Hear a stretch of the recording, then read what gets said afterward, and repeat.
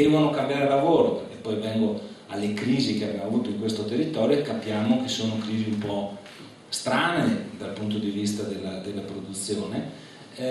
Però comunque a queste persone che oggi sono a casa, che non lavorano, dobbiamo offrire una prospettiva e capire dove andranno a ricollocarsi, perché se è vero che noi partiamo da dati bassi, è pur vero che quel dato che prima vi diceva Bruno, che nel Veneto è il meno 0,6% in termini di,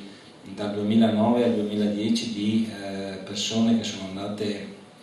inserite in lista di mobilità, cioè licenziate nel Veneto. Questo dato nel nostro territorio dal 2009 al 2010 è aumentato moltissimo, il 54%, legato a crisi molto strane, perché si chiamano l'Inificio di Portogruaro, perché si chiamano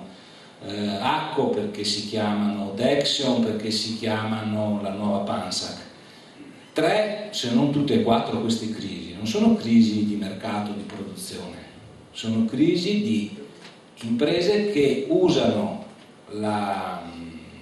crisi complessiva per fare ristrutturazioni molto forti. Il classico tipico è la Dexion di Cinto, che non ha particolari motivi di difficoltà dal punto di vista produttivo, ma che la cui casa madre, che sta a Chicago, che quindi non sa sicuramente dove è il centro maggiore, decide che quei 65 posti di lavoro in un ambito complessivo non sono pro Italia. Ora i 65 più 200 più i 100 eccetera fanno questo territorio, rendono questo territorio più facile, lo rendono più facile dal punto di vista sociale, e quindi io penso che sia giusto che noi ce ne preoccupiamo e la politica di questo territorio provi a affrontare il problema. Io l'ho visto il sindaco di Cinto a venire a Roma ad affrontare il problema al Ministero dello Sviluppo Economico. Ha detto bisogna che ci diate una mano, l'ha detto ai rappresentanti del governo, noi eravamo là, abbiamo detto la stessa cosa, ma la risposta che dava il governo, che ha provato a dare, a chiedere all'azienda fate un passo indietro, ma non è il caso, eccetera, resta inascoltata. Questi chiuderanno, io non ho notizie diverse ad oggi, mi auguro proprio di no, però faremo tutto il possibile come azione nei confronti dell'azienda, ma mi pare che quel sindaco lì fosse solo. Altra cosa è capire se in crisi aziendali come queste c'è un territorio che dice ok,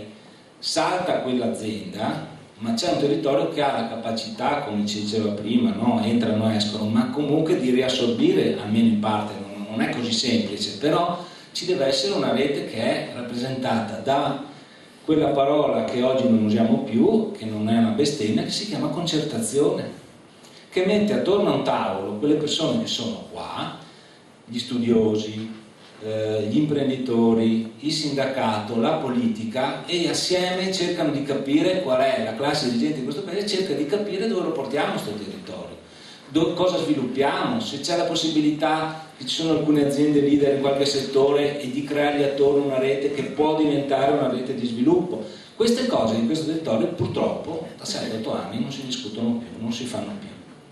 È passato un periodo storico, io penso che ci voglia un nuovo patto per questo territorio,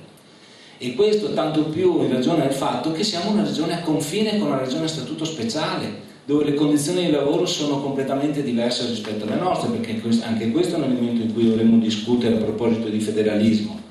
Tanto perché sia chiaro, quello che verrà votato giovedì in questi termini, il federalismo municipale, non risolverà i problemi che ha Pramaggiore, cosa c'è il comune qui vicino? Pravis Domini. Ecco, le condizioni di lavoro, le condizioni sociali, le condizioni di trasferimento a quei comuni resteranno le stesse, perché la riforma che è stata proposta non risolverà il problema. Ditelo pure a Daniele Stival, che lo dico a casa sua e non avrei problemi se lui fosse qua di dirglielo in faccia, che la Lega non risolva questo problema, perché stanno facendo una riforma tutta di facciata che avrà l'unica conseguenza di aumentare